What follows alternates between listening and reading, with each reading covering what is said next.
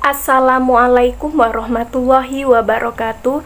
Perkenalkan, nama saya Deva Salvana Andrianingsi dari Sarjana Terapan Kebidanan Kediri tingkat 2A. Di sini saya akan menjelaskan tentang teori-teori tentang proses perkembangan. Perkembangan adalah proses perubahan progresif. Bagaimana proses perubahan tersebut berlangsung? Progresif adalah suatu perubahan yang bersifat meningkat atau mengalami kemajuan selama periode waktu tertentu. Dalam hal perkembangan manusia, progresif dapat diartikan sebagai tumbuh baik yang dapat terlihat yaitu secara fisik maupun psikis. Pandangan-pandangan mengenai proses perkembangan menurut teori asosiasi, teori Gestalt, teori neo-Gestalt, teori sosiologis, dan yang terakhir teori biososial. Teori asosiasi, Toko John Locke. Perkembangan merupakan proses asosiasi, yaitu proses penyatuan dari bagian-bagian menjadi keseluruhan. Dalam proses perkembangan, bagian-bagian ada terlebih dahulu kemudian membentuk keseluruhan. Contoh proses asosiasi, berkembangnya pengetahuan dan keterampilan yang diperoleh sedikit demi sedikit.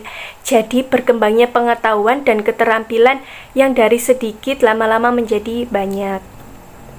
Pendapat tokoh lain, menurut Thorndike, perilaku tersusun dari yang paling sederhana yaitu kebiasaan.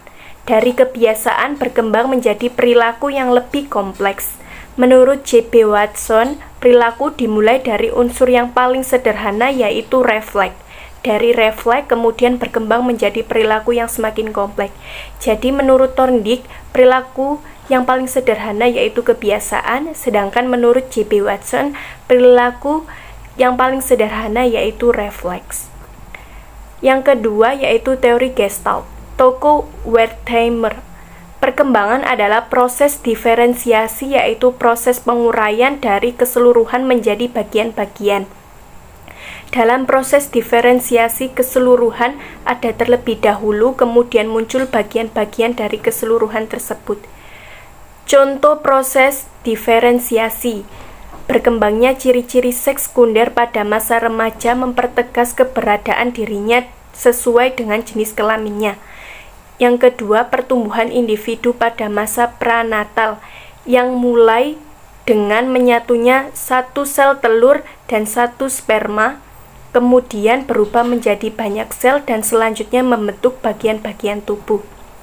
Perkembangan masa remaja, lelaki dan perempuan pada masa kanak-kanak. Pada masa remaja, ciri-ciri seks sekunder. Sebelum remaja, anak laki-laki dan perempuan sulit untuk dibedakan seandainya kebudayaan tidak membuat mereka berbeda. Kebudayaan membuat mereka berbeda melalui pakaian atau dandan pada laki-laki dan perempuan. Pada masa remaja, anak laki-laki dan perempuan jelas sekali perbedaannya karena ciri-ciri seks sekunder. Pertumbuhan pada masa pranatal, yang pertama yaitu konsepsi atau pembuahan, yang kedua zigot, yang ketiga embrio. Pertumbuhan pada masa pranatal. Masa pranatal adalah periode awal perkembangan manusia yang dimulai sejak konsepsi, yaitu ketika ovum wanita dibuahi oleh sperma laki-laki sampai dengan waktu kelahiran seorang individu. Pada periode ini terjadi perkembangan yang relatif singkat, namun pada periode inilah terjadi perkembangan yang sangat cepat dalam individu. Masa prenatal merupakan proses pertumbuhan dan perkembangan awal dalam kehidupan manusia. Yang ketiga, teori neo-Gestalt, Toko Kurt Lewin. Perkembangan adalah proses diferensiasi dan stratifikasi. Proses stratifikasi adalah proses pembentukan lapisan-lapisan kepribadian. Perilaku seseorang pada mulanya simpel, apa yang ada pada kesederhanaannya terekspresikan dan mudah diketahui orang lain, kemudian berubah menjadi kompleks. Pendapat Kurt Lewin. Menurut Lewin, perkembangan adalah proses diferensiasi dan stratifikasi.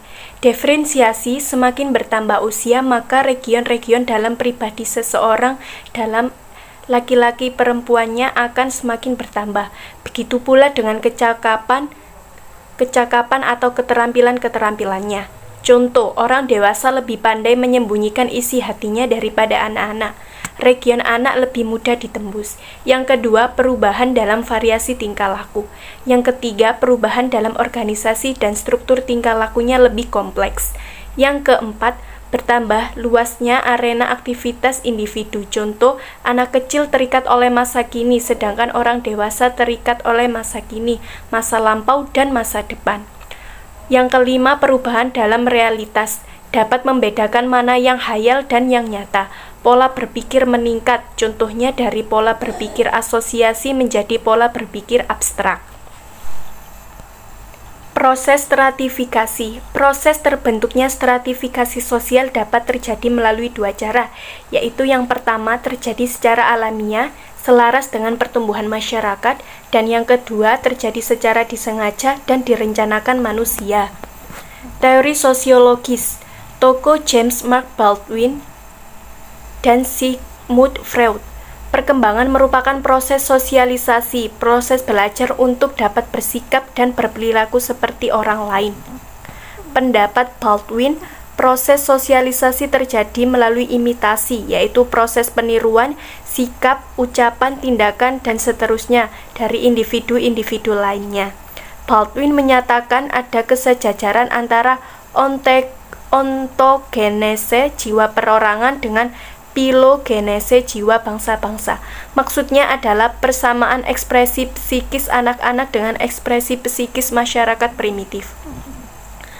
Pendapat Baldwin, imitasi dapat terjadi secara sengaja dan secara tidak sengaja. Menurut Baldwin, proses imitasi dilakukan dengan seleksi dan berdasarkan law of effect. Artinya, jika imitasi tersebut mendatangkan keuntungan, misalnya pujian, maka perilaku hasil imitasi tersebut dipertahankan dan berusaha melakukan lagi hal serupa. Proses imitasi berlangsung melalui 3 tahap. Yang pertama, tahap projektif. Yang kedua, tahap subjektif. Dan yang ketiga, tahap objektif. Tahap projektif, individu memperoleh kesan dari model yang akan ditiru. Tahap subjektif, individu berusaha meniru model. Tahap objektif, individu sudah menguasai apa yang ditiru.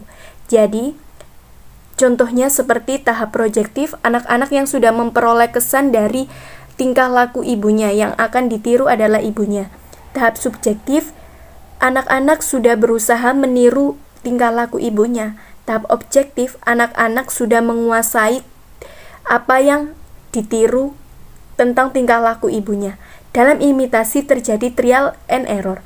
Coba ternyata gagal, coba lagi, gagal lagi, dan seterusnya sampai dicapai keberhasilannya. Jadi terus berusaha untuk mencapai tujuannya. Pendapat Sigmund Freud, menurut Freud sosialisasi berlangsung melalui identifikasi, yaitu proses menyamai individu lain, yaitu individu yang dikagumi. Meniru individu yang dikagumi. Proses penyamaan ini dilakukan agar dirinya dapat menyesuaikan dirinya dengan lingkungan sosial, sosialisasi. Pendapat Sigmund Freud, dalam proses identifikasi terjadi proses internalisasi, yaitu proses penerimaan dan penyerapan norma-norma sosial untuk diintegrasikan dengan dirinya dan dijadikan acuan dalam perilaku. Proses perkembangan adalah perubahan dari pramoral menjadi moral heteronom, kemudian menjadi moral otonom. Teori biososial, tokoh Robert J. Hurst menyatakan living is learning and growing is learning. Manusia untuk mempertahankan hidupnya dia harus belajar. Dengan belajar, manusia mengalami perkembangan, berbagai kemampuan yang diperoleh untuk hidupnya. Jadi manusia harus belajar untuk mengalami perkembangan untuk kemampuannya. Pendapat Hurst, untuk keperluan belajar dibutuhkan kemasakan biologis. Secara biologis mampu dan kemasakan sosial, belajar atau berlatih dengan orang lain. Kita membutuhkan belajar dan berlatih kepada sesama manusia.